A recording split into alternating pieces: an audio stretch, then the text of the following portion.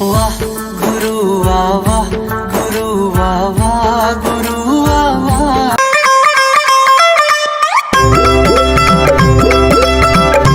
Hi ಸ್ನೇಹಿತರೆ, ಇಂದು ನಾನು ದಕ್ಷಿಣ ಭಾರತದ ಪವಿತ್ರ ಸ್ಥಳಗಳಲ್ಲಿ ಒಂದಾದ ಸಿಖ್ ಧರ್ಮದ ಗುರುನಾನಕ್ ಅವರ ಗುರುದ್ವಾರಕ್ಕೆ ಭೇಟಿ ಕೊಡ್ತಾ ಇದ್ದೀವಿ.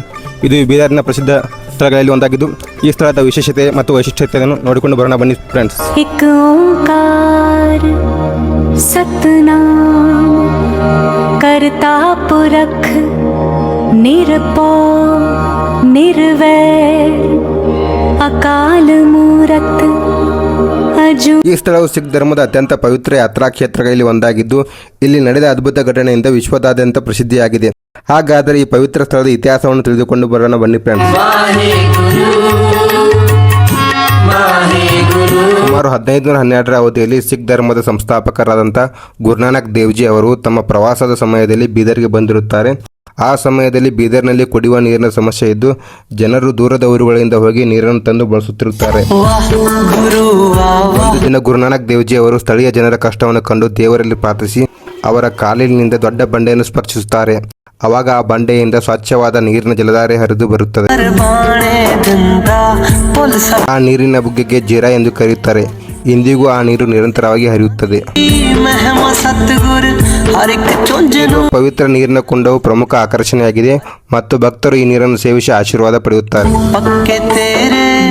ಗುರುದ್ವಾರದಲ್ಲಿ ಪ್ರತಿದಿನ ಗುರುಗ್ರಂಥ್ ಸಾಹಿಬ್ ಪಠಣ, ಕೀರ್ತನೆ ಹಾಗೂ ಪ್ರಾರ್ಥನೆಗಳು ನಡೆಯುತ್ತವೆ.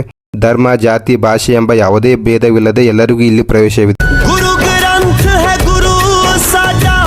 ಈ ಗುರುದ್ವಾರ ಬಿಳಿ ಮಾರ್ಬಲ್ ಕಲ್ಲುಗಳಿಂದ ನಿರ್ಮಿಸಲ್ಪಟ್ಟಿದ್ದು ಅತ್ಯಂತ ಸುಂದರವಾದ ವಾಸ್ತುಶಿಲ್ಪವನ್ನು ಹೊಂದಿದೆ. ಇನ್ನೊಂದು ವಿಶೇಷತೆ ಎಂದರೆ ಲಂಗರ್. ಇಲ್ಲಿ ಪ್ರತಿದಿನ ಸಾವಿರಾರು ಜನರಿಗೆ ಊಟ ನೀಡಲಾಗುತ್ತದೆ. ಎಲ್ಲರೂ ಒಂದೇ ಸಾಲಿನಲ್ಲಿ ಕುಳಿತು ಊಟ ಮಾಡುವ ಸಂಪ್ರದಾಯ.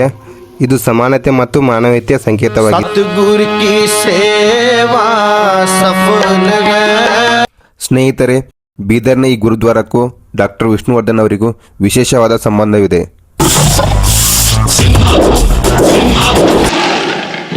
1980ರಲ್ಲಿ ಡಾಕ್ಟರ್ ವಿಷ್ಣುವರ್ಧನ್ ರವರು ಬೀದರ್ನ ಈ ಗುರುದ್ವಾರಕ್ಕೆ ಭೇಟಿ ನೀಡುತ್ತಾರೆ.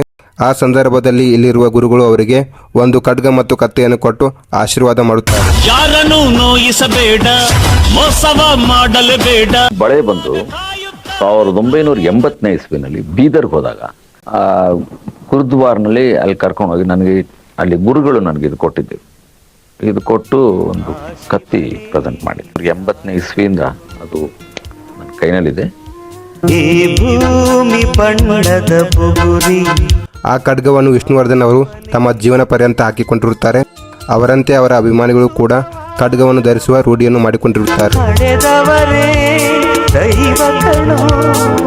ವಿಷ್ಣುವರ್ಧನ್ ಅವರ ಸಮಾಧಿ ಬೆಂಗಳೂರಲ್ಲೇ ಇದ್ದರೂ ಸಹ ಕರ್ನಾಟಕ ಸರ್ಕಾರದಿಂದ ನಿರ್ಮಿಸಿದ ಅವರ ಸ್ಮಾರಕ ಮೈಸೂರಲ್ಲಿದೆ. ಈ ಸ್ಮಾರಕವು ಕೂಡ ವಿಷ್ಣುವರ್ಧನ್ ಅವರ ಕೈಯಲ್ಲಿರುವ ಖಡ್ಗದ ಆಕಾರದಲ್ಲಿರುವುದು ಇದರ ವಿಶೇಷವಾಗಿದೆ. ಇನ್ನೆಲ್ಲ ಜನ್ಮದಲ್ಲೂ ಹುಟ್ಟೋದು ಇಲ್ಲೇನೆ.